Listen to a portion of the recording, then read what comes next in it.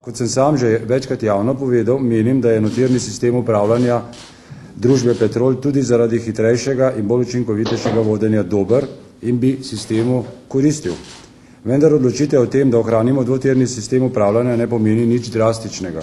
Družba Petrol je vodena dobro, uprava ima jasne naloge, ki jih izvršuje, v pripravi je nova strategija razvoja družbe. Temu pritrjujejo tudi poslovni rezultati.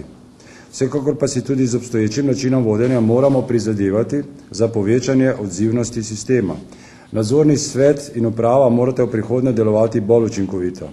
Vsekakor pričakujem, da bomo po včerajšnji odločitvi na nadzornem svetu in današnji skupščini še naprej delovali dobro in v korist vseh delničarjev. Torej prvo, kar je uprava, je verjela v projekt enotirnega upravljanja, zato smo tudi za tem predlogom se strinjali in ga pomagali tehnično pripraviti v statutarnem delu, ki je zahteval določene spremembe. Vendar lastniki imajo vedno prav in so se odločili, da je za družbo bolje, če je vodena dvotirno, tako kot smo jo upravljali do sedaj. Petrol je danes poslovni sistem, ki ima jasne ambicije v regiji, našemu dobremu delu pa potrjujejo tudi poslovni rezultati. Ob tem vam lahko napovem, da bomo v prihodnjih tednih in mesecih še povečali svoje aktivnosti v regiji, saj intenzivno gledamo potencialne naložbe tudi na tistih trgih, kjer trenutno še nismo prisotni. Petrol je zagotovo dobra družba in varna naložba za delničarje, zanesljiv zaposlovalec, ne nazadnje tudi finalist Zlate niti in velik donator v okolju, iz katerega izhajamo in v katerem delujemo. V upravi se bomo trudili upravičiti zaupanje vseh deležnikov družbe tudi v prihodnje. Nihče od delničarjev ni eksplicitno, ne pismeno, ne ustmeno, ne drugače zahteval, da nadzorni svet umakne to točko z dnevnega reda.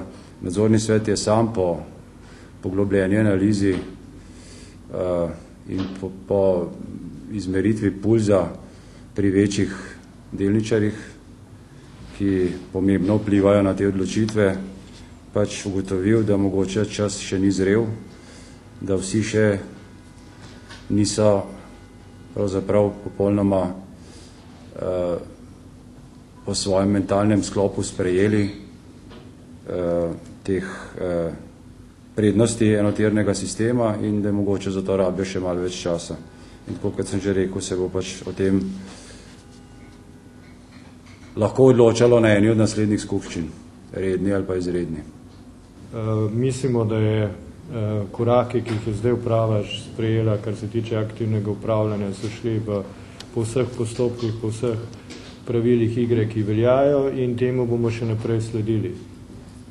Če pa to ne bo zagotovljeno, imamo pa že sklep nadzornega sveta, da lahko tudi razmišljamo o odprodaji tega deleža, ki ga imamo v Istrabenzu.